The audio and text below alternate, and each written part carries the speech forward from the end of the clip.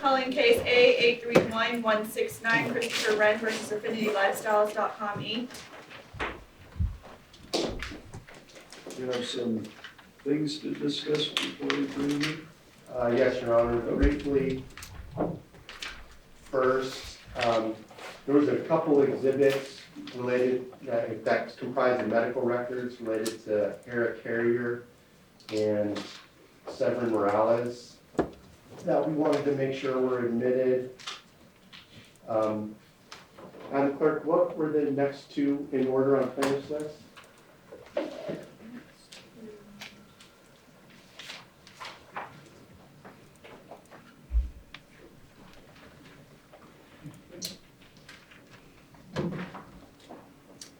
It will be 832 and 833. So 832 will be a collection of records from Eric Carrier. And then 833 would be the Summerlin Hospital discharge note for Severin Morales. Any objection? No objection. 832 is admitted, 833 is admitted. And I have copies if I could approach clerk now.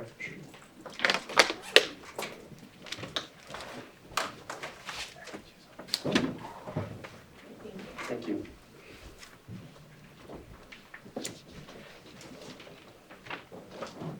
Then next, Your Honor, we were just given a PowerPoint related to Dr. Baily's testimony, who is the first witness, I believe, that is up. And this is the first time we've seen any of these materials, and I'm not sure exactly what this reflects, but I'm a little concerned that these were exhibits that should have been disclosed as part of the 16.1 disclosure as an exhibit to be used with the expert's testimony. And I'm not sure where some of this stuff comes from, and I'm concerned that this may go beyond demonstrative PowerPoint, bullet point summaries or highlights of exhibits that were disclosed and are in evidence. Any response? Yes, Your Honor. Good morning. Joel Odou for the Real Water Defendants. We've sort of put them up on the screen. Basically, what we're looking at is a set of bell curves that are plotting the data from the various articles that Dr. Sands testified to, just showing the meaning of what he was testifying to and how statistics work. We're not going to get very deep into this at all. Obviously, it's a statistical distribution of where the data from certain articles falls. It's just demonstrative. It's completely demonstrative. It's not going to be offered as an exhibit. And then Mr. Zamora, if you could skip ahead to the children.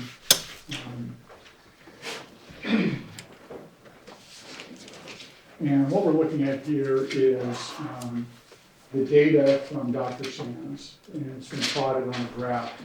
In particular, Dr. Sands administered these tests to the 5 children, and he tested, whoops, go back please.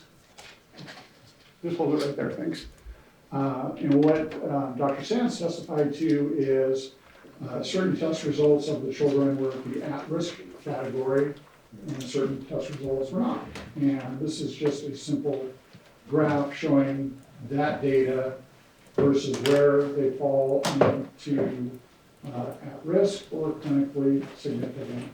There's one for each of the children. It is Dr. Sands' information, not our information. It's completely demonstrative. The jury understand Dr. Sands' testimony as to where the test results that he administered fall from the questionnaire. There's nothing confidential in here. We're not going to disclose the actual questions asked to the children. This is completely demonstrative, and it's demonstrative as to Dr. Sands' testimony as was given to the jury last week. Tell them 10 more minutes. Yes, sir. So this is in response to Dr. Sands' trial testimony. Okay, maybe let's work backwards. So there's two issues, I guess. So there's 5, 1 for each child. Oh, I mean, so sorry, so let me be a little more, so we've got the graph plottings using Dr. Sands data, and then we have those bell curves that we'll have to go back to, because I We'll do put the not bell curve understand back up. anything related to that, but let's stick now with the plot of it. What's Okay. up on the screen right now. Yeah, so go back, sorry, go back to that one that had the graph with the lines, that one, yeah. So what you're saying is these are points plotted based on data that Dr. Sands collected and his reviews of that. Yes, Your Honor, it's to help the jury understand, when Dr. Sands says that, as an example, this is Christopher Wren, when Dr. Sands says that Christopher Wren had testing that was at risk, this shows what that means. Or when Dr. Sands says there was testing that was clinically significant, this shows what that means on a graph and how the test results cover, a number of categories that Dr. Sands tested for, and how, each of the children, how their tests came out for each category. So as an example, And those numbers are all from Dr. Sands. that is correct, Your Honor. They are from Dr. Sands' testing and the questionnaire that he administered to each of the children, and then his trial testimony as to what those test results mean. Anything for plaintiffs on this particular stuff? Yes, Your Honor. So this, we have no way to know if these graphs accurately reflect Dr. Sands' scoring. The scoring for the BAS questionnaire was provided to Dr. Baily prior to her issuing a report in this case. She did not include these graphs. She did not rescore or summarize or restate the score that Dr. Sands applied. Dr. Sands did say that there were certain things that were either at risk. Your Honor, the witness probably shouldn't be the reason we're making these points. So, yeah, that's true. Dr. Bailey, you can step outside, please.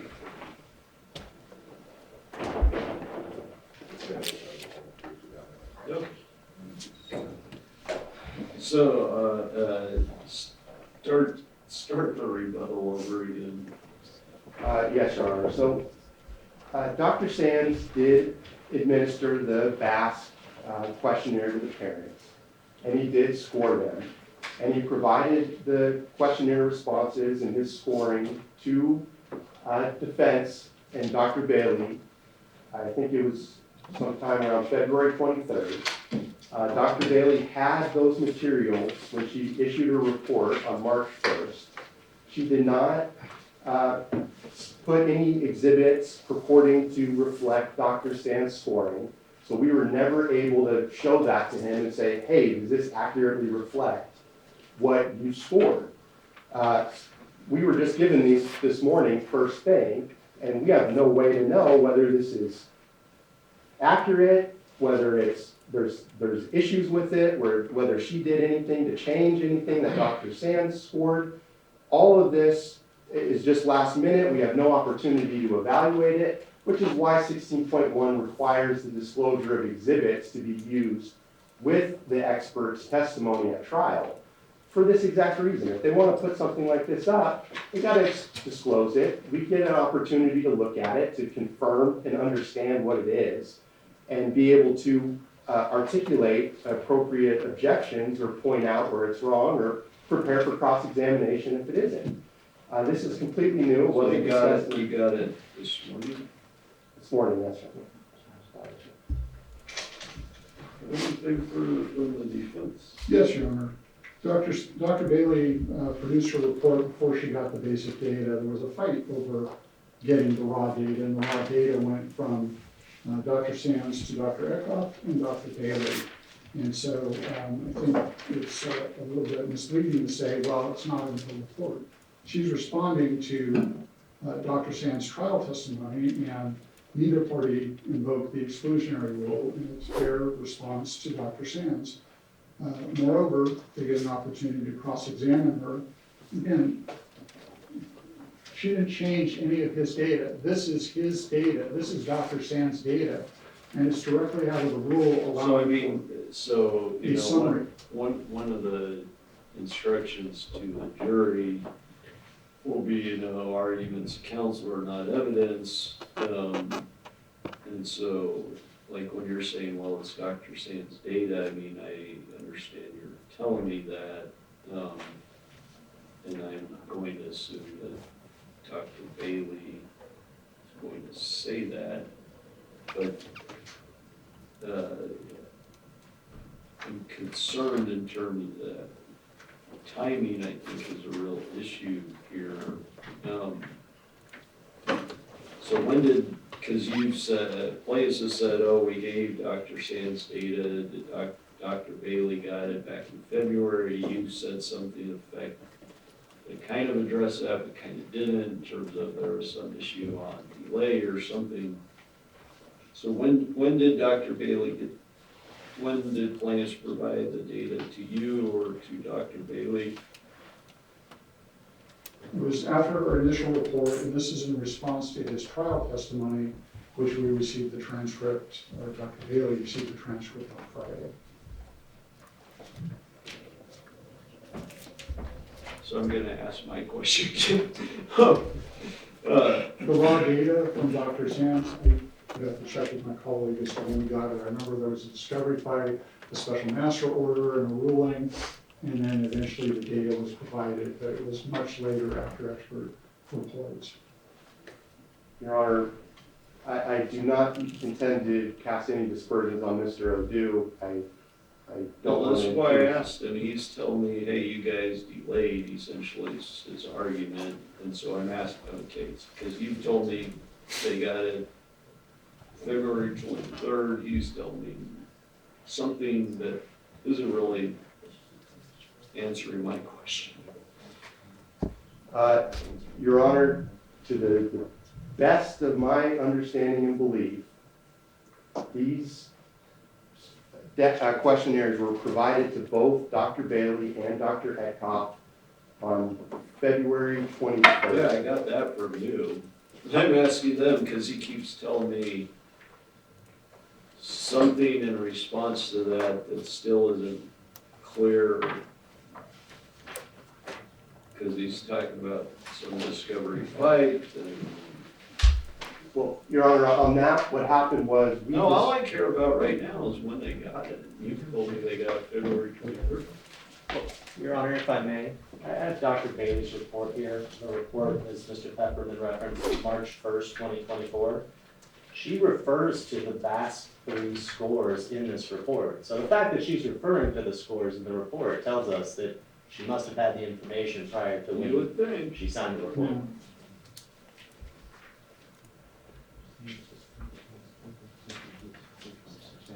Dr. Sands described the results in his report. Dr. Baily and our office, Wood Smith, did not receive the data. We were left off the email unintentionally, and it didn't even come to our attention that this information was available until there was a special master hearing. I don't believe that, well, I do know that Dr. Baily's report was done before February 23rd. When we got the data, I would have to look to see when the special master hearing was, because that's when it was finally ordered to be produced, and then we were added to that email distribution chain. But again, this is nothing new. This is just the graphical representation of what Dr. Sands' opinion was when he testified last week.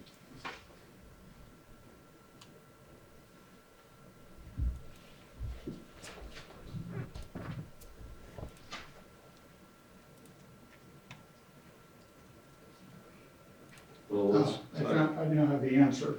okay. She got the mass data the day before her report was due, and there was no time to include it in her report because it was delayed in coming to us, because again, we weren't on the email chain initially. So got it February No, she got it the day before her March 1st report. Right, so she got it February 29th. Yeah, that's true. Okay. Your Honor, that's incorrect. I just asked Dr. Baily, Eric, and we weren't included on those emails, so I understand what you're saying, but I'm, this with the witness. We looked at our email and I sent confirmation to Milwaukee's counsel who asked about it on February 23rd. My email says, Dr. Sands emailed the BASC questionnaires to Dr. Baily and Dr. Edkoff about 10 minutes ago. Well, I mean, I don't know how much it matters whether it's the 23rd or the 29th.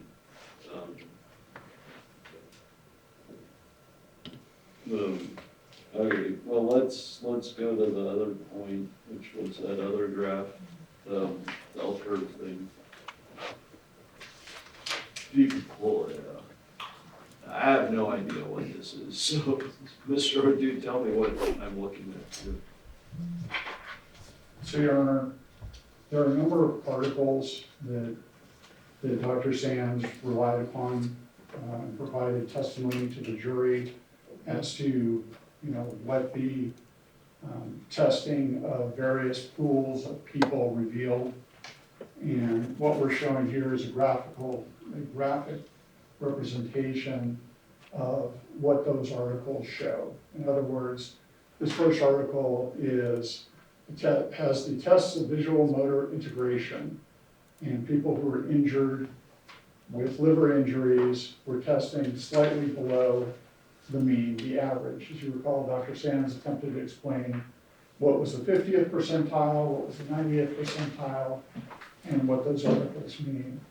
We're simply showing that the articles that Dr. Sands relied upon are showing a minor effect, if you will, in various populations. And it just, again, helps the jury understand that it's not an apples to apples comparison. You have somebody who's injured through a liver injury, and let's say it's because they have alcoholism, or and there are various things listed in the article for causes, or they're an adult and they're in their 50s.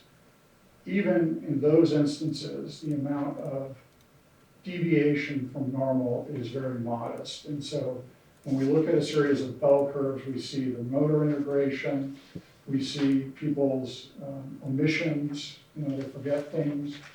We see different functions that they are impaired with because of having liver injuries. So did Dr. Baily do these bell curves at any point other than, or let me back up a little, because we gotta be super specific.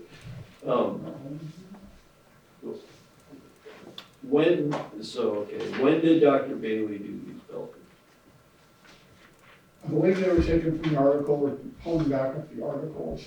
I didn't think this would be controversial, because it's trying to explain to the jury Dr. Sands' testimony about what percentiles are in the various studies. I'd have to pull up the exhibits now, it'll take me a minute.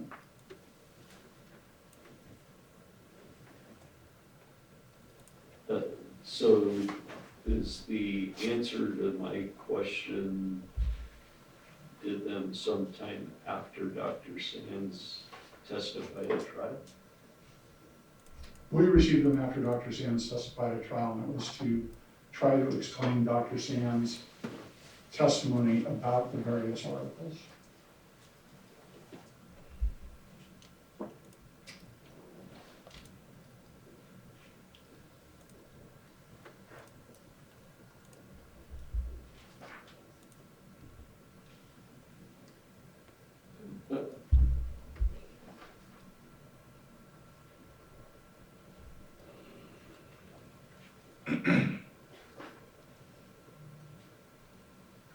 Anything from Wren?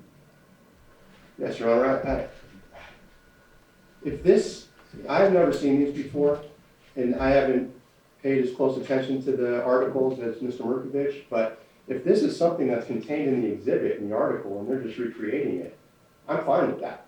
But if No, it if they sounds like- created this. Yeah, let me, so Dr. Bailey created the bell curves, right? I don't believe so. I believe these are directly taken from an article. I'm gonna confirm that. No, I mean, if they're in an article, though. Your Honor, I can shed some light on the fact that on that image that's on the screen, it's citing to the Dr. Sorensen study on pediatric acute liver failure from 2015. That's exhibit 426. That image is not in the article.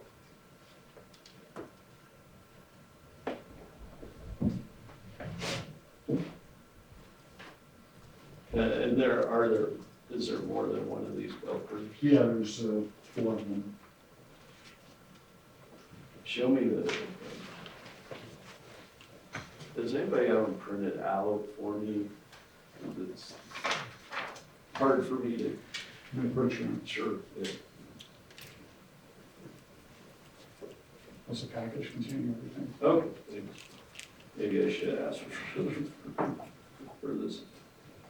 Will you need this backup? The court can handle it, we've got it on the screen.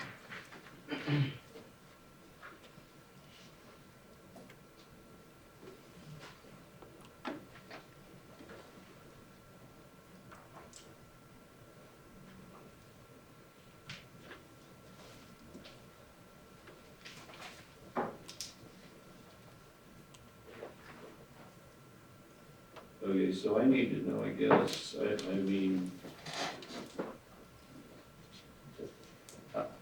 my guess, given what you are, and that emphasis on guess, because it's still unclear, but that these bell curves were created, put on paper, PowerPoint by Dr. Bailey, but is that, am I correct in that guess, or am I incorrect? That is our understanding, Your Honor, and it's again using the data in the article and Dr. Sand's trial testimony to graphically show what the article is trying to convey as to where these people fall.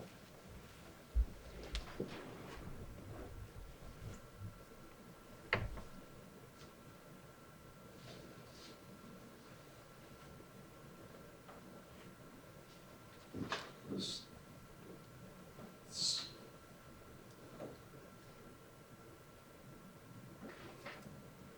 So using trial testimony plus the article, Yes, Your Honor.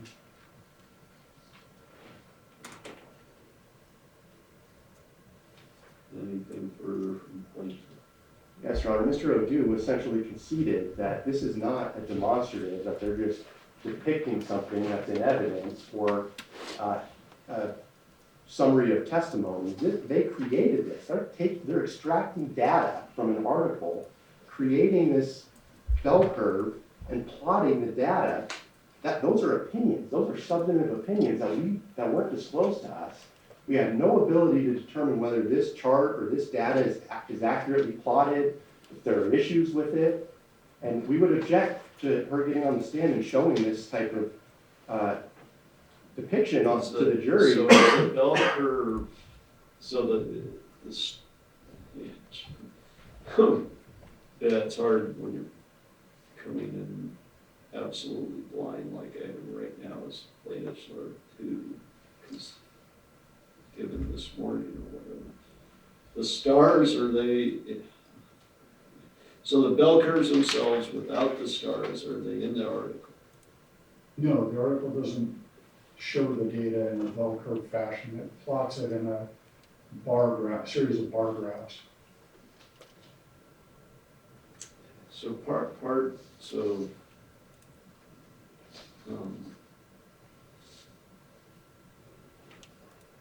anything further from the defense on either issue?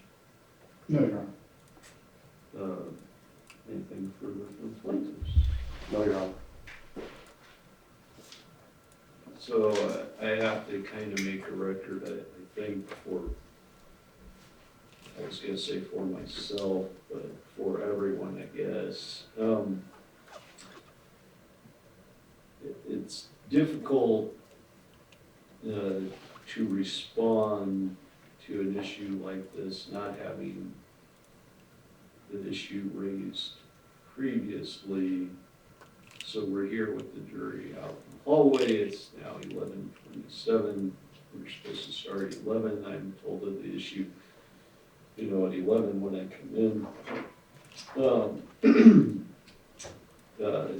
Plaintiffs didn't have an opportunity to raise it previously because they just got this stuff this morning. The court's admittedly limited review of the bell curves and the plotting on the bar graphs indicates these are substantive creations by Dr. Baily that fall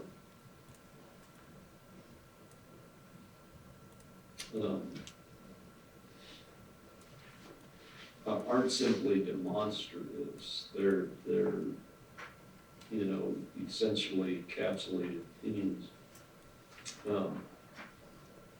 weren't previously disclosed. Now, I'm not prohibiting, testimony on the issues at all.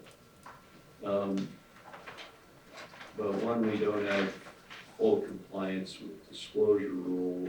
Two, we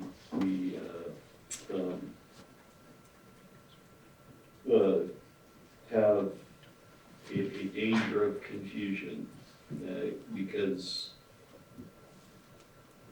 you put these in front of the jury, they're not going to have these in the back if they're demonstratives.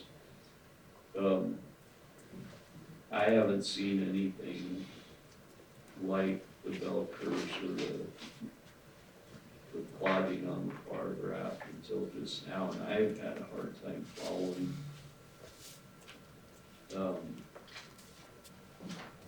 One support to my finding of confusion,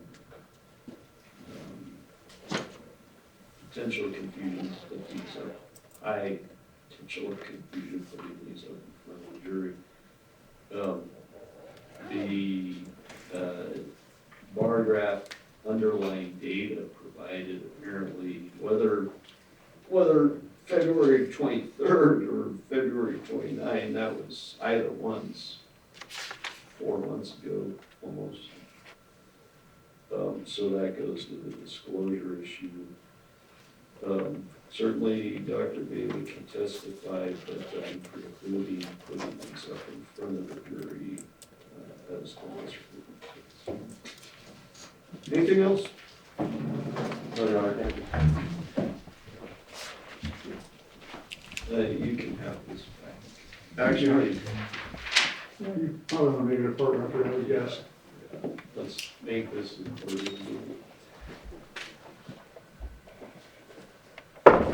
You ready, Your Honor? Everybody ready? Yes, sir. Looking back, ladies and gentlemen, thank you as always for your service and for your patience. Very much appreciated. Plaintiffs having arrested our defendants ready to proceed.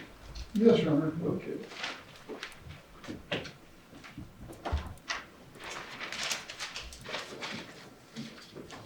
Well, maybe.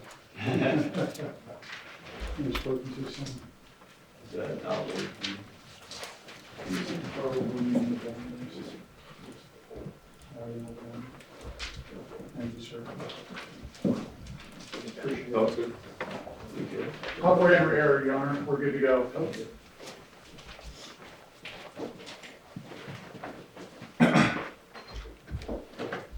Defendants call Dr. Abigail Baily.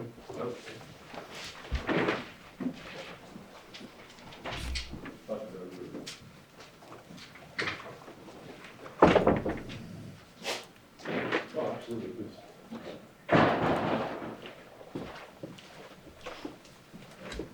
That's good.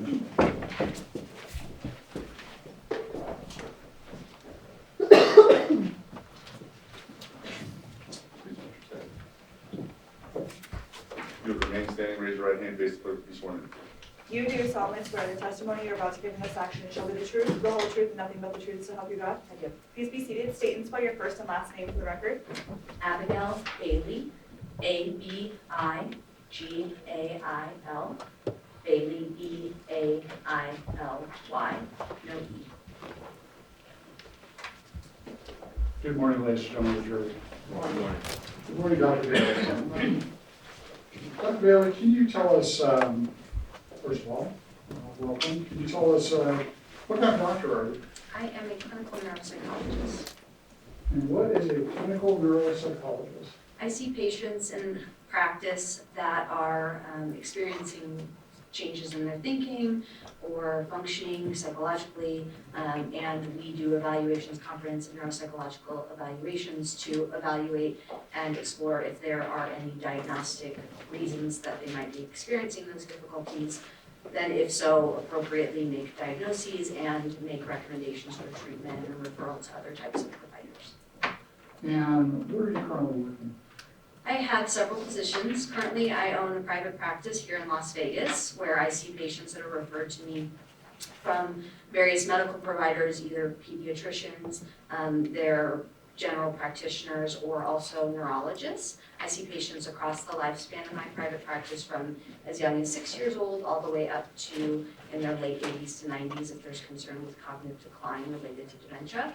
And then I also have a position as a clinical neuropsychologist here in Las Vegas at the Cleveland Clinic location, the Lumino Center for Brain Health, as well as a position at the University of Nevada, Las Vegas, where I supervise students for a clinical research program there. There's two parts to that program. One is a bipolar program for individuals newly diagnosed with bipolar disorder, and the other is called Charge Up, which is a clinical high-risk program for adolescents at risk for developing severe mental illness such as psychosis or schizophrenia, things along those lines. So let's break those down a little bit. In your private practice, Yes. Typically, what is the age range of the patients that you see in your private practice? Anywhere from as young as 6 years old to older adults in their late 80s and early 90s. So I train to see patients across the lifespan.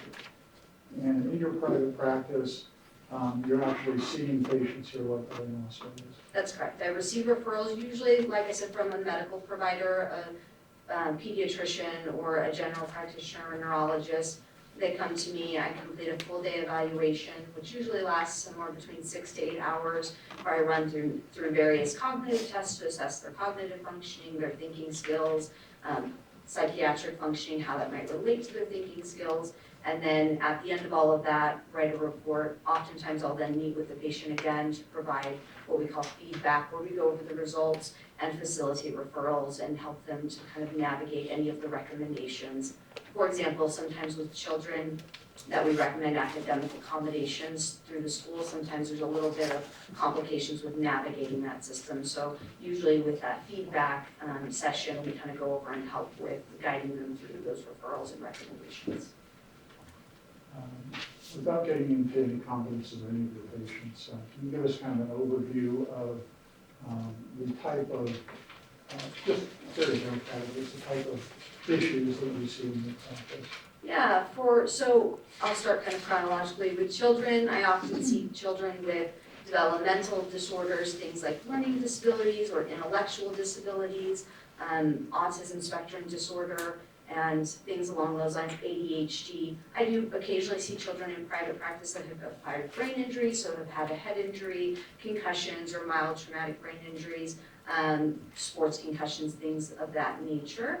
And then with kind of folks sort of early adulthood into kind of middle-aged, oftentimes it's things along the lines of either an undiagnosed developmental disorder, sometimes we'll see young adults with ADHD, or if they have some kind of medical or psychiatric condition that's affecting their thinking skills, we'll have referrals related to those issues. And then as we get into later life, I see individuals usually for neurodegenerative concerns. So aging, memory decline, things like Parkinson's or multiple sclerosis, other neurological conditions that can affect thinking. Do you specialize in any one particular age group? I don't. So my training was unique in that I did train both in my research and clinical training for seeing patients across the lifespan. So my master's thesis, for example, focused on pediatric traumatic brain injury. I collected data and entered data in inpatient pediatric traumatic brain injury hospital and then analyzed those results. And then my doctoral dissertation was on Alzheimer's disease. So both in my research and then also in my clinical experience, I've studied neurological and cognitive concerns across the lifespan. I'd like to talk about your education, but before I do, I kind of want to finish up with your, kind of where you're what you're currently doing before we get to how did you get here. So in addition to your private practice, you mentioned the Lou Rubo Center for Brain Health. That is the very fancy building. Metal that's melty kind of, building, yes. you know, which direction goes from here. And what kind of patients do you see there? So the Lou Rubo Center for Brain Health it's a specialty multidisciplinary clinic that focuses on degenerative diseases. So often it's older adults looking at things like Parkinson's or Alzheimer's, vascular dementia, MS. So it is an older adult population, mostly focusing and looking at differential diagnosis of degenerative diseases. And then finally, you have a third job as a clinical neuropsychologist. Oh, you better say that. You give me the At title. UNLV? UNLV. What do you Yeah, do at so UNLV? it's a grant-funded clinical research program that I see patients for and also supervise several students in that capacity, doing evaluations for their eligibility and progress if admitted to the program. So there's two separate programs. One is called POWER, that focuses on early detection of bipolar disorder. And so when we evaluate the individuals, we evaluate their psychiatric functioning as well as their cognitive functioning. And if they're admitted to the program, then they undergo multidisciplinary treatment. It's a coordinated care program. So they see a psychiatrist and a social worker and psychologist all in one program, which is unfortunately fairly atypical. A lot of times you're seeing providers all over town. So this is a coordinated care model, and it's research because we're collecting data to see if folks do better when their care is coordinated, essentially. And then the second half of that is the same model, but it's called Charge Up, and it focuses on adolescents at clinical high risk for developing psychosis. So teenagers that are starting to show signs of developing something like schizophrenia or a psychotic disorder. And again, it's under the model that if we coordinate care and we intervene early, do we see better outcomes? And that's through UNLV. right? UNLV, yes. It's at they call it the practice. It's one of their clinics, treatment clinics. It's multidisciplinary. It has several different colleges and departments that are affiliated with that program. Now, this case has 5 children in it. Have you seen any of the children? No, I did not. I was asked to review the evaluation and medical records that were done by other providers. I unfortunately did not have the opportunity to evaluate them myself. And have you seen any of the parents in this case? I have not. Again, I reviewed the records, so there was, again, not the medical records of the parents, but the records that were associated with the children in which there is some reference to the parents, but I did not see them myself. And before we get into your education, let's get a couple of things out of the way. So you were hired by Real Water, in this case, to offer opinions. Correct. And you were compensated for your time. Yes. And you recall what your hourly rate is. For record review and report writing, it's $450 an hour, and then for trial and testimony, $500. Are any of the opinions that you'd be offering today contingent upon being paid? No, absolutely not. I very much focus on neutrality. I often try to put behind in the back of my mind who I was hired by and keep that out of mind, out of sight when reviewing records and making determinations. It's irrelevant to me. We've talked a lot about UNLV. How did you come to attend UNLV?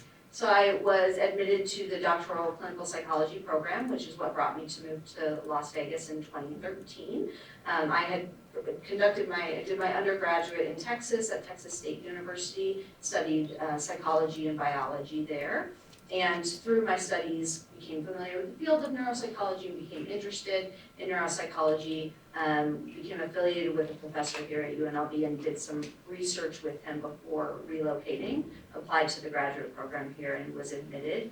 Our cohorts are quite small, it's about 7 students, so it was a big transition and a lot of time and effort to move and relocate. And I ended up falling in love with Las Vegas. I love the mountains and hiking and heat, because surprisingly I enjoy it. But yes, I moved here for my graduate work, and I did my master's and PhD here at UNLV. And what did you do for your thesis and PhD? So for my master's thesis, I looked at a group of children that had suffered traumatic brain injuries. So there was a hospital in Dallas that our program had become affiliated with. So I had the opportunity to go and see the students observe the evaluations they were undergoing and the treatments that they were receiving, enter the data that from the evaluations, looking at their impairments and recovery over time. It was an inpatient rehabilitation hospital. And then evaluated and analyzed that data, looking at some different relationships between cognitive skills after pediatric traumatic brain injury and recovery from that. And we have up on the screen before the jury some of your licenses. Licensed by the Nevada State Board of Psychological Examiners 2022. What is that? So in Nevada, in order to practice as a clinical psychologist, you have to have a license, which requires you to demonstrate you've attended all the correct programs and have all the proper credentials. You have to undergo a state licensing exam and also national licensing exams, and then maintain continuing education credits and remain in good standing with the Board of Psychology. Okay. And have you also done courtroom work? I have, yes. So I have in my private practice about, I would say 70% is with insurance referrals and patients that I see referred to me from doctors. But then I also do both civil and criminal forensic work. I've done more criminal forensic work to date, but it's, I'm still early in my career and continue to build in both areas. I find that, again, like seeing patients across the lifespan, I am most fulfilled when I'm doing a variety of different activities. So I do both criminal and civil work. How did you get into this line of work? So when I was in undergrad and trying to figure out what I wanted to focus on in school, my grandfather had developed a degenerative disease, and so learned about neuropsychology through the treatment and medicine that he was receiving, as well as I had a family friend that was a neuropsychologist. And I ended up as just as I was finishing my bachelor's degree, securing a position as a testing technician for a neuropsychologist before I went down the route of going to grad school. She was nice enough to take me under her wing and said that I should get some experience doing the job before I put all the effort into graduate level training. And so I worked as a testing technician in a private practice in Austin, Texas, administering neuropsychological assessments to children. It was a pediatric neuropsychologist who focused on epilepsy that I worked with there. Now, as part of your work in this case, we kind of give the jury a very quick overview of how you went about reviewing the case. Yeah, so I was asked to have a look at the 5 children's medical records in the case, review kind of what they had gone through, what they had been diagnosed with, their medical treatment and care and recovery, as well as Dr. Sand's report and the recommendations that he made, and give an opinion on what we would expect given the level of injury that they sustained, what we know about liver injury in children and how that affects cognitive functioning, our thinking skills, our adaptive functioning, our psychological functioning, and then also kind of look at that in the context of the recommendations that had been made by Dr. Sands. In addition to looking at Dr. Sand's recommendations, did you review any of the testimony of any of the people in this case? Yeah, so initially, when I was preparing my report, I was provided with depositions from parents and other experts that I reviewed. And then more recently, over this weekend, I had the opportunity to review the testimony of the parents in the case, as well as Dr. Sand's testimony. There was a few others included in the packet I received, but those were the ones I primarily focused on. And as part of your review of the materials in the course of this case, did you develop some opinions?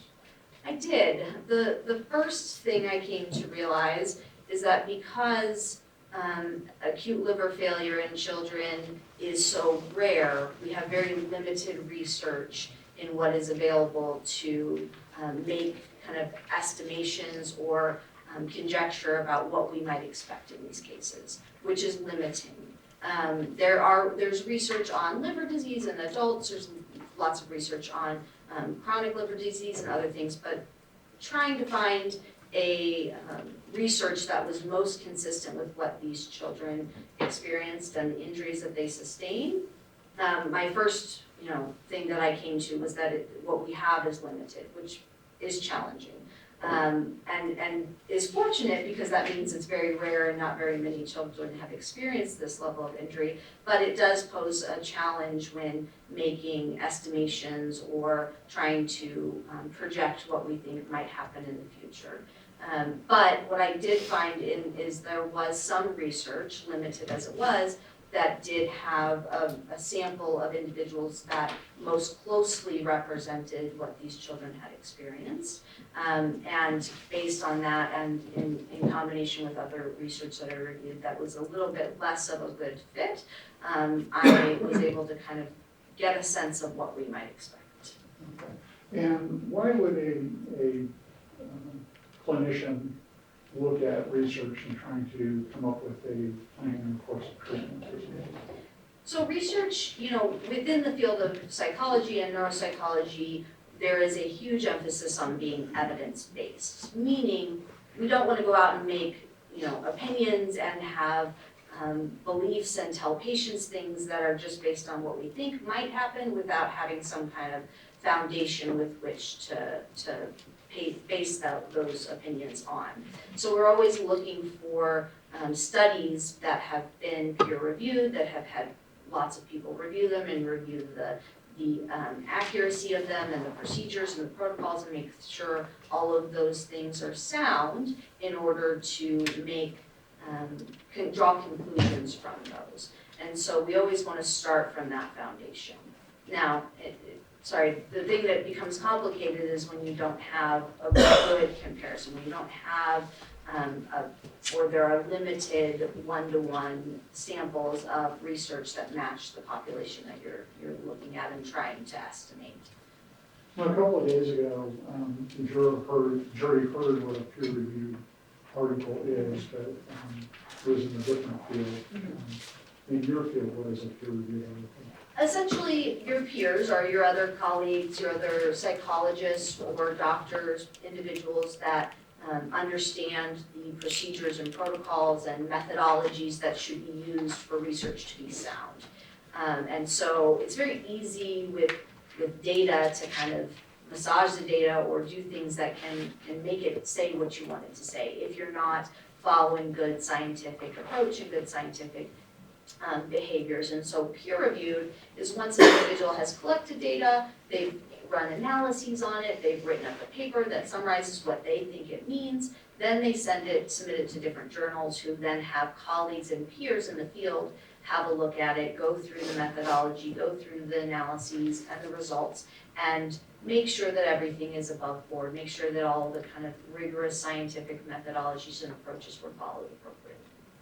So peer-reviewed articles are something that the industry, your industry, looks at and reviews critically and tries to find mistakes. That's right. We want to look at and we want to make sure that things were done appropriately, that no mistakes were made, that we did things in the appropriate manner in which we made our hypotheses, then we collected data, then we analyzed it. It's very easy to kind of massage things and do things in a way that could make the data tell a different story than it should actually, or that it legitimately does. And so peer review is a process where colleagues and other individuals who are in the scientific field can go through and make sure that all of those things were done appropriately so that we're drawing the correct conclusions, right? There's been some very famous studies that have been published and later found out that, actually these conclusions were drawn off of kind of poor practices and then big implications come from that. So the peer review process is designed to limit that from happening, to make sure that when we draw conclusions from research, that they are sound and that they're based on a good foundation that we can trust and rely on to use that information with our practice. Again, so that we can be evidence-based. Did you do your own analysis to look for peer-reviewed articles on children that were with liver injuries? I did, yes. So when I initially started looking for research, my goal was to try to find research that most closely matched the children in this case. Because the issue is, again, if we're going to try to take the findings from this research and draw conclusions from it, we want to make sure that the populations match. The sample in the study aligns with the individuals you're trying to draw inferences on. And when doing that, what I found was there was very limited research on children that had a very similar situation to the 5 children here, in which they sustained some kind of toxic exposure that resulted in acute liver failure. Once the toxin was identified and removed from the situation, they were able to recover. That is a very rare case, and so there was very limited research that matched that. Like I said before, there's chronic liver disease and viral hepatitis and other things that result in liver injury, but have factors that make it different in a way that would also change the way you would draw conclusions and interpretations from it. And in this case, we're trying a little bit to predict the future of these various children. Yeah, which is difficult and is kind of, 2 things happen often in neuropsychology. We both try to read the past in the sense that if we have somebody that's experienced change or decline, we're often trying to estimate what their functioning was before and sort of reverse engineer how were they doing before they were in this car accident, which is very difficult. And then the other thing we're always trying to do is say, okay, now that we know what this individual has gone through, what they experienced, what level of injury they sustained, how can we predict what might happen to them in the future? What kind of recovery, what kind of progress should we expect over time? It's very difficult, but it's one of the hardest parts of our job. So in trying to figure out the future treatment for the children, is looking at peer-reviewed articles the only thing that you do? No, I see you want to do a few things. You want to look at their level of injury, look at their medical records, see what exactly they experienced, how they recovered, how long that they were, in the hospital, what kind of treatments they had to receive, and then you get a really good picture of their level of injury, right? And then we do the same thing when there's a car accident. You want to say, okay, this individual sustained a brain injury. How bad of a brain injury was it? And we're trying to always estimate that because it helps us to get a sense of what level of impairment we might expect, what pattern of recovery we might expect. So that's the first part. Then speaking with the patients, again, I didn't myself get to evaluate them, but reviewing Dr. Sam's reports of his evaluation with them gives you the sense of what level of function they're currently reporting. Are they complaining of any deficits? Are they experiencing any levels of impairment, either cognitively in their thinking skills or in their psychological functioning and their emotional recovery, those sorts of things, and then also in combination with research and what we might expect based on what the literature tells us. All right, let's talk a little bit about your main opinions in this case. We've kind of broken them down. We'll look at some of them in slightly more detail. One of the main opinions you had is that it hasn't been established that the children will develop neurocognitive defects, only that they're at risk. Let's break that down and really use some plain language. What are we talking about when we say they might develop neurocognitive defect? This is the hardest thing about this particular case is, as I mentioned, because there is very little research, and the sample size in the research was quite limited because, again, not very many children experience this. It's hard to say. What we have is a limited sample size, and so what we can do is draw inferences from that. So we cannot, I would say, draw inferences from other similar conditions. So people with chronic liver disease, adults with liver disease and cirrhosis and things along those lines. That's where it gets really messy because essentially you are trying to compare apples to oranges. You're trying to say, okay, there's liver involved, let's make some conclusions. So that was a difficult thing, is trying to find a research and data that we could say, okay, here's a good picture of what we might expect. So based on the limited research that I was able to find on the topic with a population that closely matched what these children suffered, the results were promising. The results were promising that the liver is quite resilient and self-healing. Once the injury, the toxin is removed and the liver is allowed to heal itself, the children tend to recover. While there are some impairments in cognitive functioning initially, depending on the severity of the injury, those also show recovery and children return to baseline. And understanding that the children are recovering, I use the word recovering, my words, not yours. Did you look at the opinions of Dr. Hudson? I did. So Dr. Hudson, sorry, there were several doctors. Can you provide me a little more? Yeah, Dr. Hudson, who testified for the plaintiffs. Yes, okay, children. thank you. He suggested that there could be ongoing problems, that there was concern on fibrosis, I believe he suggested. And he recommended future medical monitoring. Right, medical monitoring to make sure that their blood levels were monitored, I think 1 or 2 times a year, to ensure that they were remaining at a healthy level and that their livers were continuing to function. And you're not an MD. Correct, which is why my recall of his recommendations was I focused on that less. And so you're relying upon MDs for the medical part of the opinion as to how the children will do in the future. Correct, yeah, while I know enough to know what the impact of liver disease is based on literature, I definitely am not a medical doctor. We're going to talk a lot about, well, not a lot, but we're going to talk about neurocognitive defects or deficits. What is a neurocognitive deficit?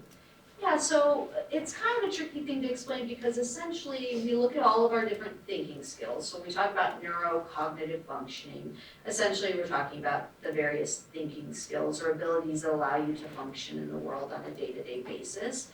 We break those down for assessment purposes and for discussion purposes into different kind of categories. So we talk about things like language functioning, intellectual functioning, executive functioning, which is your problem solving and your reasoning, ability to think flexibly and do multiple things at a time, solve novel problems, things of that nature.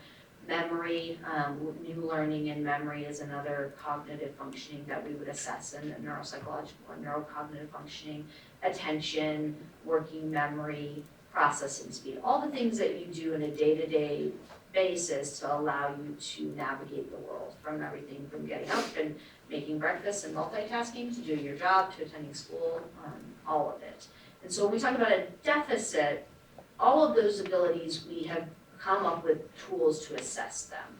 And so we administer tests to individuals that are what we call standardized. And those standardized tests allow us to, if the person is engaged in trying and participating in the evaluation, and we have ways to assess if that's happening, then we're able to estimate their level of functioning on those different abilities. From there, we compare what we call a raw score, just basically the score performance, to other people of their same age and education and gender and other demographic factors that we know come into play in these things. And then we say, okay, how are they doing when we compare them to others? Are they doing as well as we would expect them to do? Are they struggling? Are they having a little bit harder time? Or are they doing great and this is a strength of theirs? And everyone has strengths and weaknesses, so we want to not get too lost in the noise of just individual variation and individual strengths and weaknesses. But instead focus on when we see patterns in the data that are consistent with the experience the person is reporting in their day-to-day functioning, as well as what we know about their medical history. So a deficit is an area that in which they're no longer within the normal range of functioning on any of those skills. They're starting to really perform much lower than we would expect, even when normal variability is considered, and that's when we start to talk about it as a deficit. So let's talk about the specific children in this case. They're between the ages of 3, soon to be 4, and another child is soon to be 8. I think that's our breakdown. Yeah. Obviously, they can't forecast. Well, maybe the 8 can, not what we're talking about.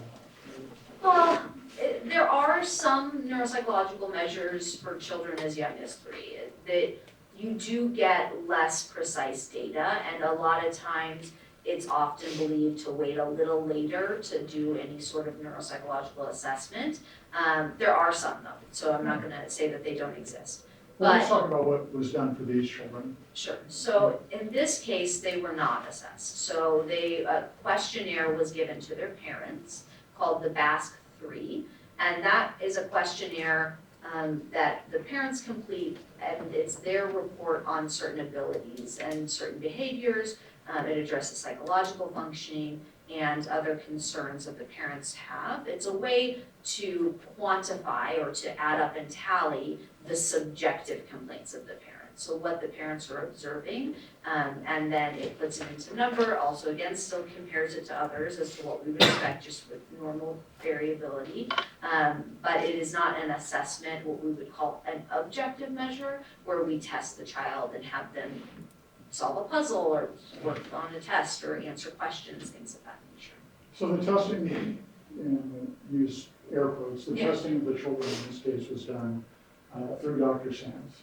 Correct, and You're yes, relying indeed. upon him to have administered the test and for the scores, right? Right, so the BASC is a computer scored measure, so essentially the parents fill out the questionnaire, they circle, never, sometimes, often, always sort of situation on each of the items. And then it is, those responses are entered into a software program that scores those results.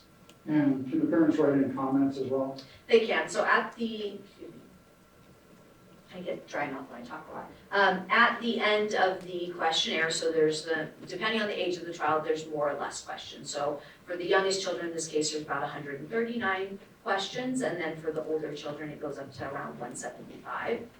And at the very end, there's just any other concerns, anything else relevant about their history, and a chance for the parent to kind of fill in a little additional information if it wasn't addressed in the questions. And all of this testing and this information is highly confidential. It is. So with all of our neuropsychological measures, we have to protect the test integrity, meaning that if the results were to get out into the population, then people could perform in one direction or another intentionally. So with any of this, what we call raw data of protected test material, that has to be released from one psychologist to another so that it can remain confidential and protected. So in this case, you got the raw data from Dr. Sands directly to you. Correct. And that included both a copy of the questionnaire itself that was filled out by hand, as well as the score report that was computer generated. We'll talk a little bit about that in a minute. Let's talk about the next one of your main opinions. Tell some of the parents. Yeah, I mean, I feel like, and I don't know if I mentioned this when I was talking about my history, but both as a clinician who sees parents of children that have experienced either traumatic injuries or developmental disabilities, there's oftentimes a stress and a worry and an anxiety that goes into that, right?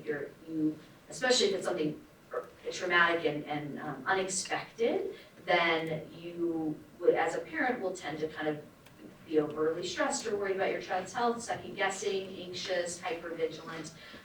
So I can see that if those parents are experiencing ongoing effects of that, again, I didn't assess these parents, so I don't know the level of stress and worry they're experiencing. From the testimony, it does sound like they're always kind of on the lookout for something if their child starts to feel stomachache or feel ill. In which case, counseling might be very beneficial to help them to kind of work through some of that stress and worry, because it is going to go on. We pass these things on to our children, right? If we're evolving anxiety, if we're stressed, then we are going to, the children will pick up on that, and that can create stress and anxiety in them as well. So I think it would be beneficial if they're experiencing lasting effects of anxiety and worry about their children's health. Okay. And the parents' counseling would actually benefit the children, is that true?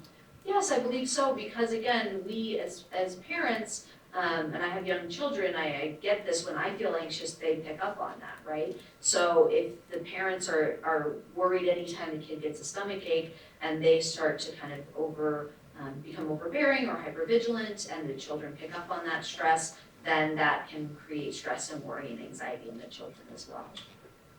Now lastly, Dr. Sands recommended periodic examinations of the children on various frequent basis, yearly, every few years, whatever. What is your criticism of that? I think there's a few things. Primarily, I am of the belief that, and I think the field has accepted that we should not just evaluate everyone for no reason. Putting someone through a neuropsychological evaluation is time consuming, it can be stressful, it can create additional worry, anxiety that something is wrong with me. And so often it's been determined that it's best to see if there are concerns. Are there subjective complaints? Are they having trouble in school? Are their parents noticing any concerns? And then if there are subjective complaints, we do what we call a baseline evaluation. Based on that baseline evaluation, then we make recommendations for reevaluation. So if at baseline, somebody is doing great, their concerns seem to be maybe what we would call a subjective complaint, and they are still performing well on objective testing, then usually what we say is, at this time, no further testing is warranted. However, if you experience any future concerns, reevaluation may be appropriate at that time. So basically, everything's looking good now, no need to worry, you're doing well, you're recovering well. If anything goes wrong in the future, then we recommend additional testing at that time. Alternatively, if somebody did show deficits on baseline, say we evaluated them and they were experiencing some kind of subjective complaint that did pan out and show deficits on objective testing, then we might say, okay, let's monitor this a little more closely. Let's make these recommendations for intervention, maybe you need PT or OT or therapy, and then if we are kind of watching it, then depending on the severity of the issue, we usually will recommend maybe reevaluation in 2 to 3 years. It is to reevaluate somebody on a kind of circumscribed, repetitive interval that is predetermined, is not only is it not helpful, there's actually several issues that arise with regards to it. So, doing continuous neuropsychological exams is not recommended. No, for a variety of reasons. So the number one reason why, I wouldn't rank them in level of importance, but number one is that it is burdensome. It's a lot to put the children through. It's a lot to get them out of school, especially when we're talking about children that are already doing ongoing other medical monitoring of blood work and following up with their other providers. It's just one more additional medical appointment that they have to attend. And children are sensitive to that. Children start to feel that they're different or there's something wrong with them if they're always having to go to these doctor's appointments. So it's just burdensome and if not necessary, could have some deleterious effects.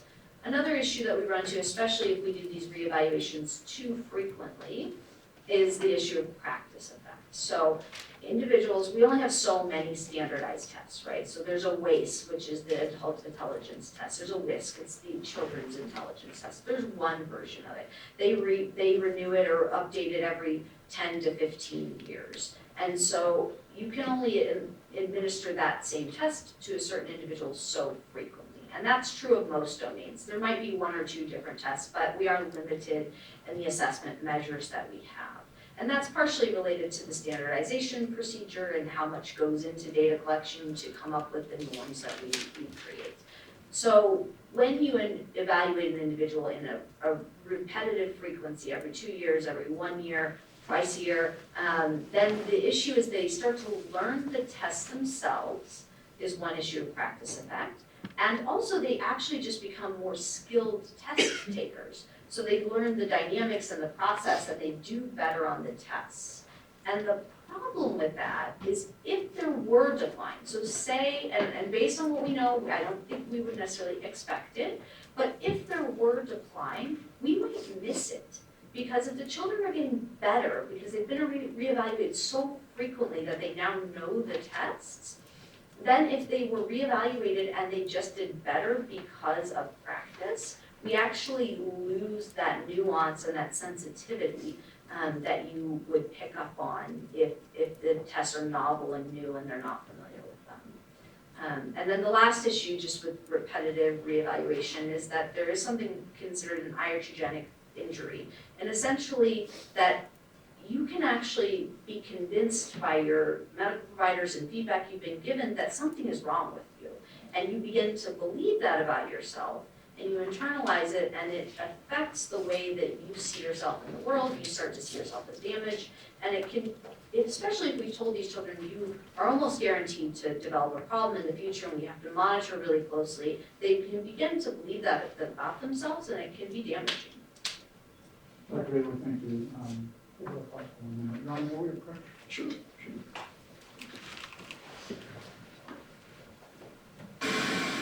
So ladies and gentlemen, we're going to go ahead and take our lunch break now, come back at 1:30. So during this recess, you're advised not to talk or converse amongst yourselves or with anyone else on any subject connected with this trial. Do not read, watch, or listen to any report of or commentary on the trial or anything connected with this trial by any medium of information, including without limitation to social media, text, newspapers, television, internet, radio. Do not visit the scene of any events mentioned during the trial. Do not undertake any investigation. Do not do any posting communications on any social networking sites. Do not do any independent research, including internet searches. Do not form or express any opinion on any subject connected with the trial until at least finally submitted to you. See you back at 1:30. Please rise for the jury. Anything we need to discuss? Mayor, Okay. I would like to make a quick bit. The defense side is not going to discuss with the witness the subject of her testimony during the lunch break. yeah, I appreciate Mr. Mirkovich bringing that up just for my co-counsel. We can't talk to the witness during the lunch break. Thank you, Your Honor. Thank you. We are ready to hear? Yes, Your Honor. Yes, Your Honor, Mr. Parker, it could be about 2:15.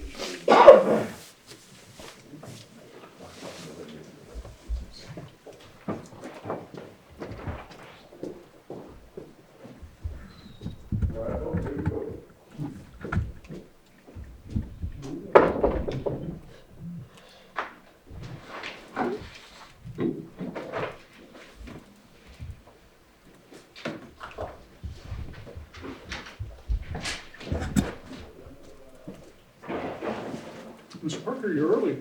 Yeah, you know, I rushed without speeding, of course.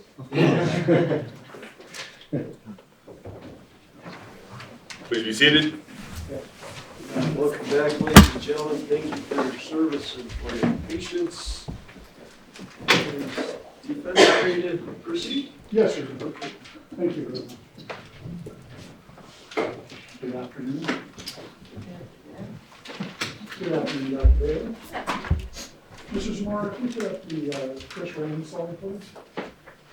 All right, Dr. Baily, what I'd like to do now is I'd like to talk about the individual children.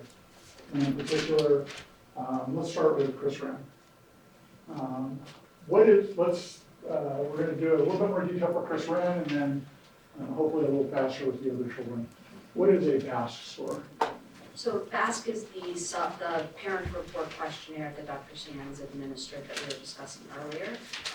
It's between 140 and 175 items, asking about a variety of different symptoms that cover various domains related to psychological functioning and adaptive functioning, social skills, things of that nature. And what does it mean when it says that Christopher Wren's BASC scores were consistent with the autism diagnosis, just in very general terms? Sure. Two things. One is that there are certain symptoms or clusters of symptoms that are associated with having a diagnosis of autism. Basically, the diagnostic criteria, the areas that individuals with autism tend to have difficulties with, those areas were elevated on the BASC. So basically, some of those areas that are consistent with autism were also assessed with the questions included in the BASC. Also, at the end of the score report for the BASC, it does offer some general diagnostic considerations. So if a particular profile is consistent with one diagnosis or another, the scoring software will add a little blurb about that. And in this case, the report I reviewed did suggest that the profile was consistent with a diagnosis of autism spectrum disorder, in addition to my own review. You never would want to rely on that independently. Okay. And it looks like Chris just turned 6 years old. Mm-hmm. Yes. Excuse me, And sorry. what is his future care, if any, that you believe is necessary? Based on, I don't have a comprehensive, I did not have the chance to review his comprehensive medical records with regards to his autism spectrum diagnosis and the difficulties he experiences associated with that. But based on what I did see, I would say adaptive behavioral ABA therapy that is targeted at building skills associated with autism, likely some occupational therapy and physical therapy is likely used and would seem appropriate with the deficits present. Beyond that, there weren't a significant amount of information included in the records I reviewed regarding his autism-specific symptoms. What about any injuries from raw water? This is where it gets particularly difficult because there is a pre-existing set of symptoms prior to the illness related to real water, which then becomes a little tricky to tease apart.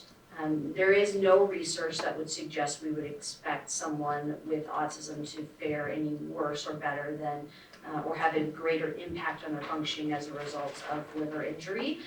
So I would suggest that it would be very similar to the other children in that if additional impairments were present, assessment to account for those and to estimate those and make recommendations based on the results of those assessments. Without that comprehensive evaluation having been done already, it's nearly impossible for me to suggest what level of impairment he would have that we could account for by the exposure to real water. So do you agree or disagree with Dr. Sands that Chris is at risk for the future? I mean, in some sense, there's always some inherent risk. The difficult thing is because we don't have a lot of data to estimate what level of risk, what the likelihood of future impairment is, then it becomes very difficult to estimate that, which is why my opinion is that if there are impairments, those should be assessed and then clinical judgment should be made based on the results of that. It is difficult to know without doing any kind of baseline assessment or without having an estimate of current impairment to make those determinations. How important is parent support for a child? In general or specific to general. autism? It's extremely important. So it's important for parents to have good resources and support that help them to be adequate parents and act as advocates for their children and support their children. Also, when parents become burnt out or overstressed, that's going to impact their ability to put in the work required. So support for parents in general is very important. If you have a child with an intellectual disability or an autism spectrum diagnosis or something of that nature, then the supports are likely going to need to be slightly higher. And then if you have a medically complicated child as well, there's going to be supports needed for those things as well. From your review of the trial testimony as well as the deposition of parents, how's Chris doing? It sounds like he's still continuing to struggle with symptoms related to autism spectrum diagnosis. I did not see any evidence that we could point to say the condition was worsened or exacerbated by his medical condition and the liver injury.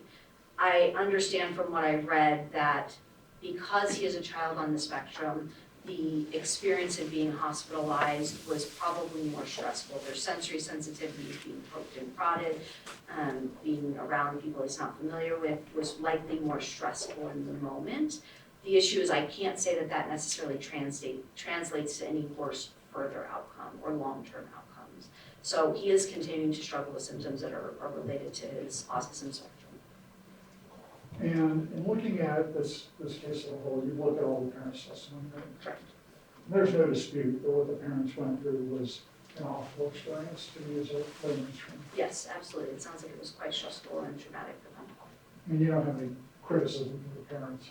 No, I feel the parents were amazing advocates for the children in this situation. I think that looking at the way that the parents, especially when they went to the emergency room, were told they couldn't figure out what's going home, sent home, back and forth, parents really stepped up and advocated for their children and spoke to the medical professionals and didn't take no for an answer and requested and required additional testing and really worked hard to facilitate the best care for their children. And the children may be worse off if they didn't have such strong advocates, which is really in their favor, not only in that acute instance of the illness, but moving forward as well. Thank you. Let's move on to the next child. I think is London Williams.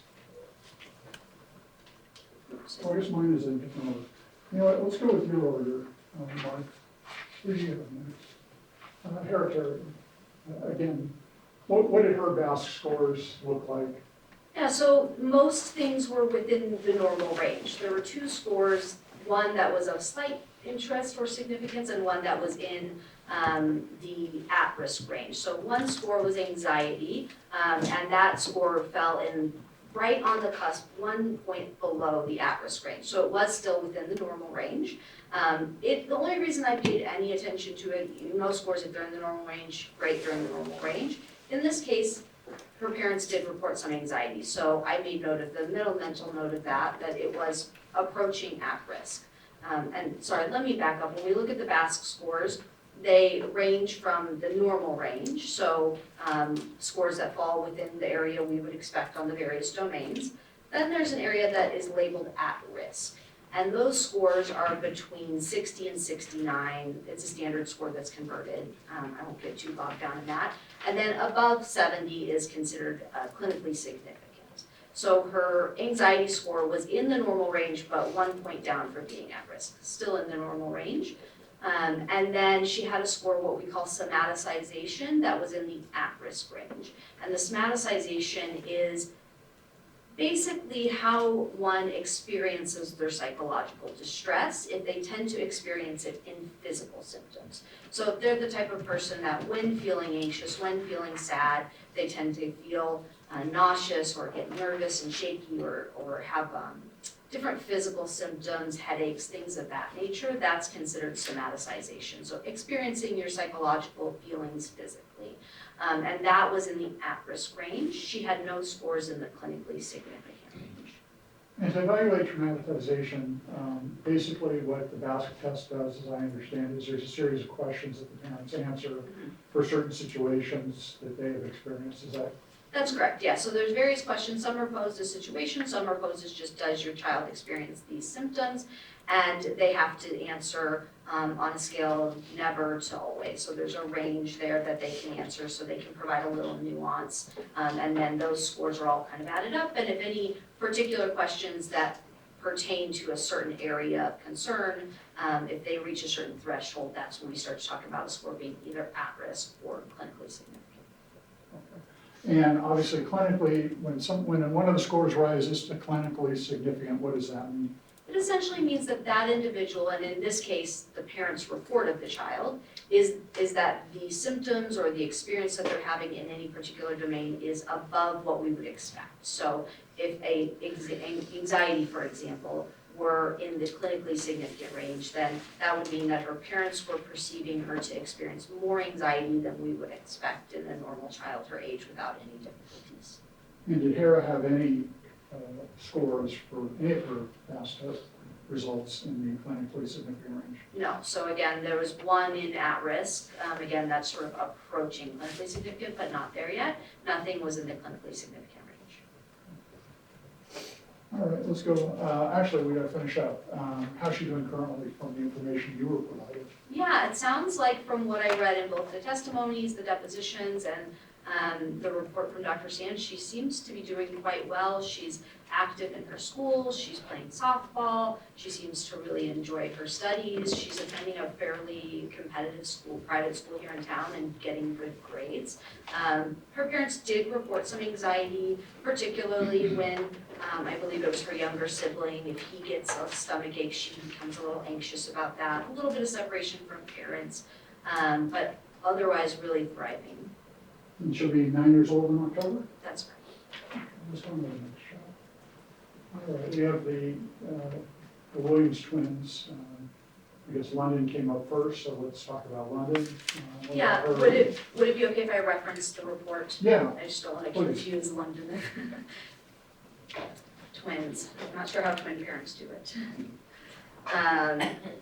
Okay, so with London, she did not have any scores in the clinically significant range. So there were several in the at-risk range, but less notable to me than with Hera because the scores for Hera, as I was mentioning, was closer to getting to the clinically significant range. But with Hera, with London, she has a couple that are right on the cusp of at-risk and normal. So on the low end of at-risk, which in combination with her parent report, which was that there were not any concerns. There was a comment section where the parent could write if they had any concerns, and the mother had written no concerns in that blank area. But there's some anxiety, depression, somaticization that are all just 1 point above normal in the low end of at risk. And then adaptability and social skills are also kind of right at the cusp in the at-risk range. And she just turned 4? That's correct, yeah. And how's she doing otherwise based on the information you were providing? Yeah, it sounds like from mom's deposition and testimony, she's doing well in preschool. I believe she and her sister were gonna be doing gymnastics and soccer, and there's a little bit of sibling rivalry, but I think that's probably expected to be normal. I know between my siblings and my own children, there's always a little bit of that. But otherwise, it sounds like she's doing well. Mom did not express any significant levels of concern. How's her mom doing? I think that her mom is having some anxiety, some worries from what I saw in the report. Again, I didn't evaluate the mom or have a chance to review records specifically pertaining to the mother, but in the testimony, it sounds like there's a little bit of anxiety, but generally doing well. The mom in this case did seek some therapy for the children, and so has been pretty proactive, and again, just being a really strong advocate for both herself and her children. All right, let's talk about her sister. Excuse me. I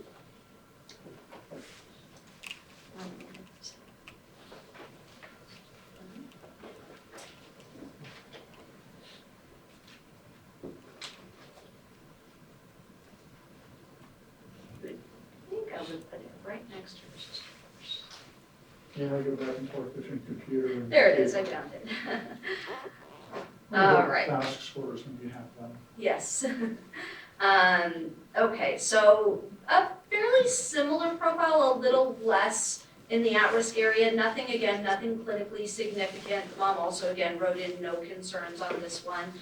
But she did have a couple scores, again, depression, the somaticization that we talked already about, the experiencing those physical symptoms, and some sort of just what we call internalizing stress. So some kids act out we talk about behavioral or externalizing problems. She had a little bit of internalizing, but again, all in the very low end of at-risk, nothing that we would consider clinically significant or diagnostically significant, nothing that would equate to a diagnosis.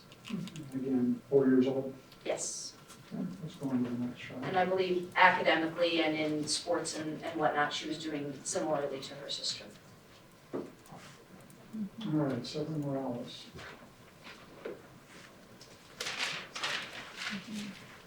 So with Severin, again, based on the BASC scores, his father did not have any concerns that were in the clinically significant range with regards to the different areas assessed.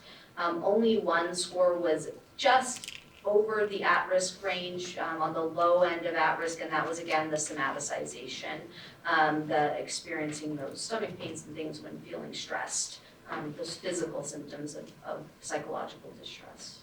And 6 years old in December? That's what, yes, and he apparently just graduated from preschool, did really well. No concerns were expressed from the school according to the parents regarding his performance academically, and I heard he wants to be a YouTuber, which I think is kind of fun.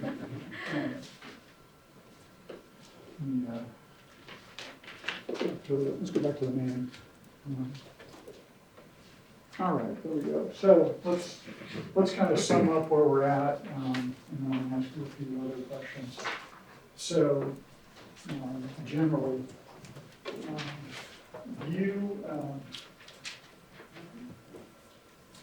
did you find, based on the review of the data and based on the review of the trial testimony and deposition testimony, that any of the children currently have neurocognitive deficits? Not based on the parents' report or their functioning in school. There doesn't seem to be any concerns being expressed regarding performance academically, developmental milestones, aside from Again, like I mentioned previously, Christopher Wren does have some impairments that were likely present prior to and are accounted for by his autism spectrum diagnosis. But the rest of the children seem to, again, they haven't undergone an evaluation, but based on parent report and their level of functioning in school, there do not seem to be any signs of neurocognitive deficits. All right, and what about the parents?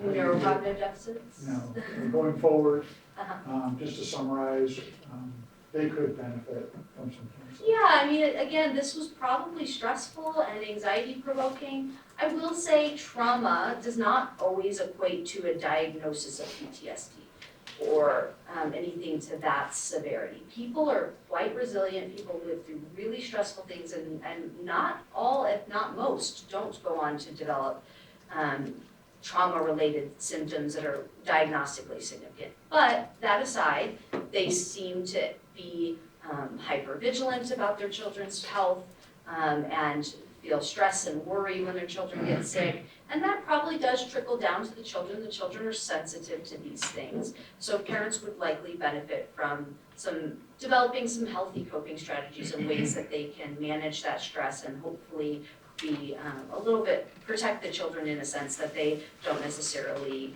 also become hypervigilant and overly worried about their health and well-being. And I guess lastly, you disagree with Dr. Sands about doing neuropsychological examinations on some type of regular basis.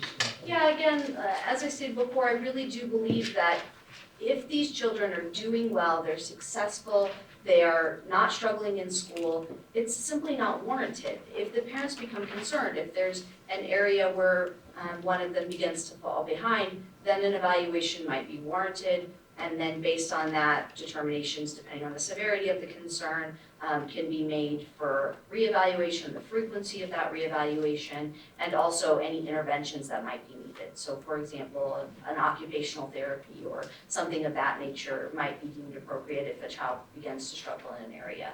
But without any evidence of decline, I think it is problematic to just assume the worst and then translate that assumption to the children, and they become aware of that and begin to believe that about themselves. Now, you said occupational therapy.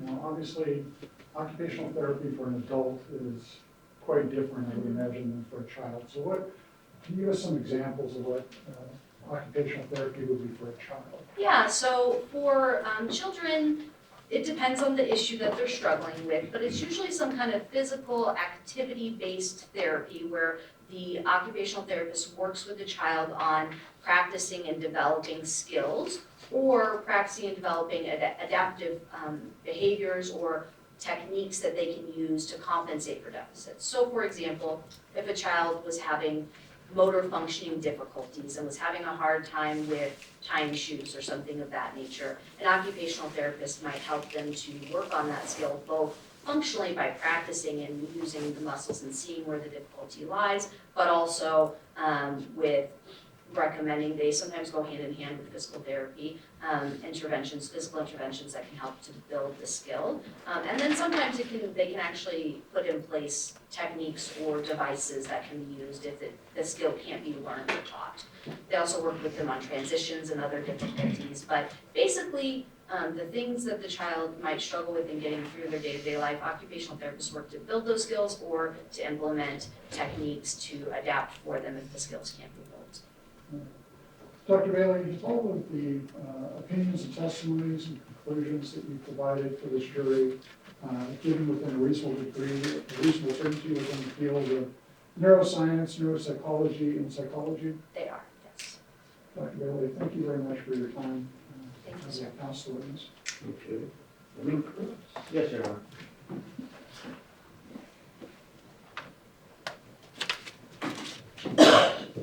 Good afternoon, Dr. Baily. Good afternoon, ladies and gentlemen. Dr. Baily, do you remember me from your deposition? It was back in April. I was the lawyer that asked you the question. I do. That was your first ever deposition, right? It was. And do I understand correctly that this is now your first trial? It is. I have testified in court for hearings and things of that nature in criminal cases, but this is the first jury trial. Congratulations. Thank you. Hope I can be of service. You were just licensed in October of 2022, is that right? That's correct. And so you've been licensed for less than 2 years, That's correct? correct. Now, this is the first expert case you've been retained on that deals with children, correct? Yes, independently. In my training, I was allowed the opportunity to work on civil and forensic cases with children in my postdoctoral fellowship and also while a practicum student, but as an expert independently, yes. You've never worked at a children's hospital treating patients, have you? No, as I mentioned previously, I did perform my master's thesis at a pediatric traumatic brain injury rehabilitation hospital where I was there seeing patients and collecting data, although I was not myself rendering treatment. You were collecting data and you weren't providing treatment. That is correct. You've never worked in the pediatric unit of any medical institution, correct? That is correct. You've never specialized in providing neuropsychological care for children that are recovering from a life-threatening illness, right? Not on an inpatient unit, but I have seen patients in my clinic on an outpatient basis that have suffered life-threatening illnesses, including brain injuries and brain tumor. My question, Dr. Baily, is you've never specialized in treating patients like that, have you? It depends, I'm not sure what you mean by specialized. I asked you the same question at your deposition. You Okay. told me that you've never specialized in it. Do you dispute that? I'll concede that. You've never held any position working full-time treating children who are coping with having survived a life-threatening illness, correct? That is correct. You have no experience, you have no experience treating children who have survived acute liver failure, right? Correct. And in fact, you have no experience treating pediatric survivors of any life-threatening illnesses, right? Correct. You discussed your work in this case with Mr. Odou. I want to make sure I understand some of your opinions. Mhm. Do you agree, Dr. Baily, that what the children and their parents went through in this case was traumatic?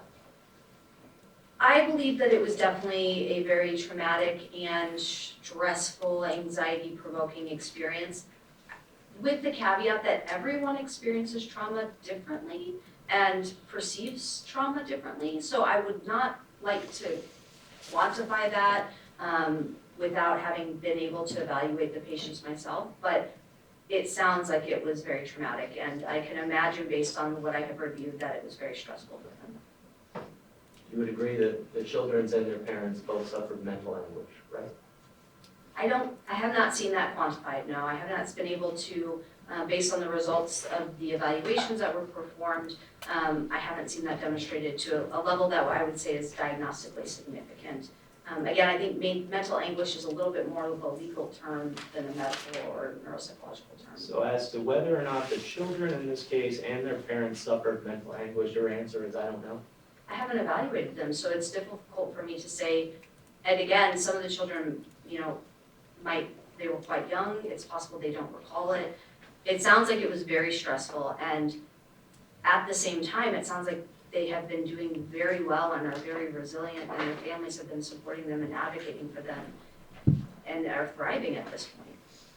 It's generally recognized that severe disease, hospitalization, and surgery during early childhood interfere with the healthy development of a child's central nervous system.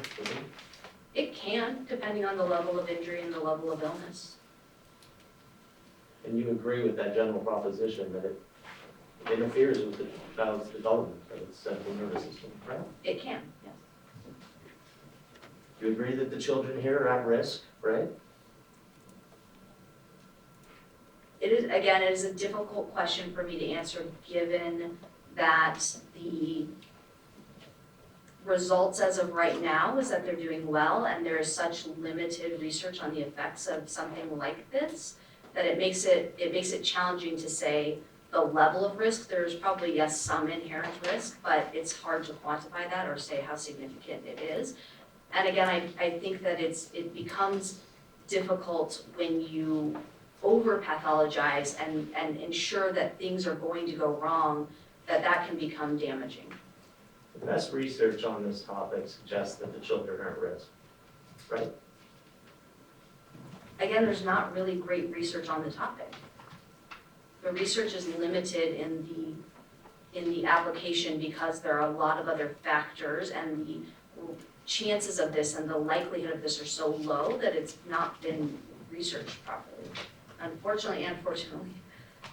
If you do agree that all the parents here would benefit from some form of future treatment, be it counseling or what have you. Yeah, especially if they're continuing to experience stress and anxiety and worry. I think if they feel like, oh, I've gotten over the hump and I'm feeling less anxious, then that would be a judgment call on their part. But if they're continuing to experience anxiety, if they're continuing to feel nervous whenever their child gets a normal stomach bug, then it would probably be best and to protect them and their children. So jumping back to what you said a moment ago, Dr. Baily, about the lack of research in this area. Given that lack of research and what you've seen in each child's medical records and reports, wouldn't you agree that the most responsible thing to do here is to provide for some form of future treatment, be it just an assessment? Yeah, I mean, I think that if they're showing deficits, if they're showing impairments, if there is an area of concern, then that should be evaluated and decisions should be made based off of that. So you may disagree with Dr. Sands that the treatment should be twice a year, 3 times a year, but at a base level, you agree that each child should be assessed in the future, right? If they are experiencing difficulties, if they're struggling, if their parents have noticed that they're struggling, if they're having difficulties in school, emotionally, then yes. And the parents have reported things like that, have they not? Not all of them, and not to a clinically significant level. There's a couple that are at the cusp of at risk, but there are none that are in the clinically elevated range. None of the parents are psychologists like yourself, are they? No, that's not that I know of. And you wouldn't expect that a parent would know what's clinically significant or not, would you? No, and then that's not actually what's happening. What's happening is the parent is filling out a questionnaire. They're not determining whether it's clinically or significant or not. They're saying from their perspective, what is their noted, have they seen in their children and how frequently? Then the questionnaire is scored and it determines if it's clinically significant or not. The parents themselves are not making that judgment call. Dr. Baily, you've reviewed some scientific literature related to acute liver failure, right? Yes. And from that review, you've come to understand that hepatic encephalopathy is a factor that's been identified in predicting poor outcomes, correct? Correct. And you understand what hepatic encephalopathy is, right? Yes. It's when the liver starts to fail and the brain starts to swell, correct? Yes. And the studies that you reviewed have found the presence of that encephalopathy, or that swelling in the brain, to be meaningful, correct? Yes, it is associated with more likely to be poorer outcomes. Right. When you see the swelling of the brain present in children with acute liver failure, the studies show it's more likely that they may have a poor outcome, right? Correct. And so you considered encephalopathy in this case, didn't you? Yes. You looked for it in the medical charts, correct? Yes. But you didn't see it. Correct. And since you didn't see it, you didn't factor it into your opinions, right? No, I did not factor in my opinions. Again, I'm not a medical doctor, so with regards to medical diagnosis, all I can do is go off of what was diagnosed. Okay. Mr. Godfrey, can we have exhibit 603-0174, please?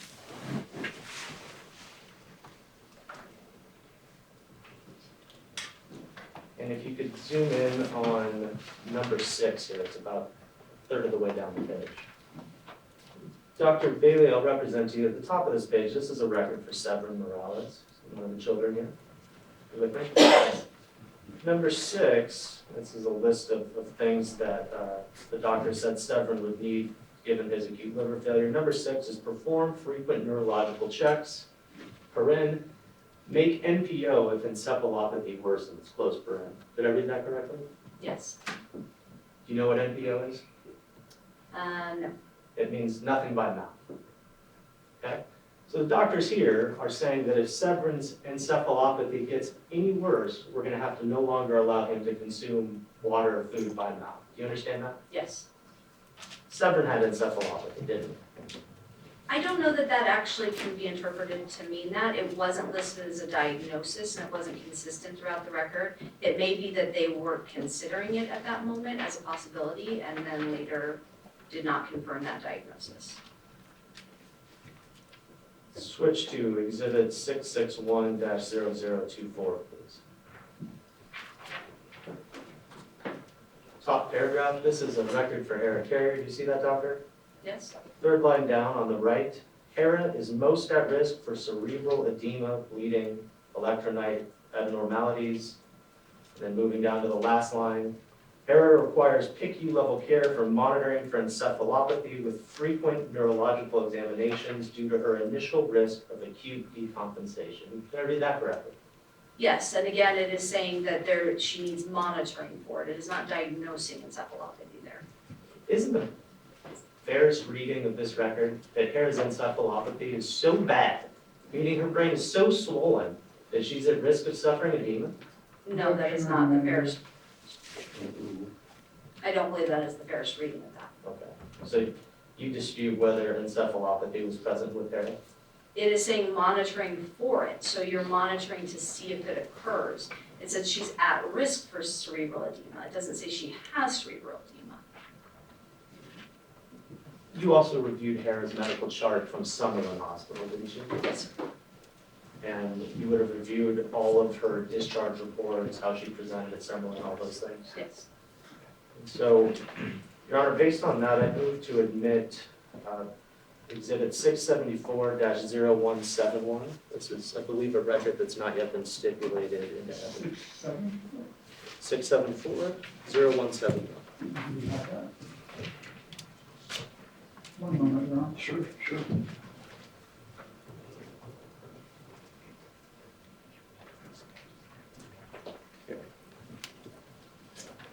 Your Honor, would you like a courtesy copy?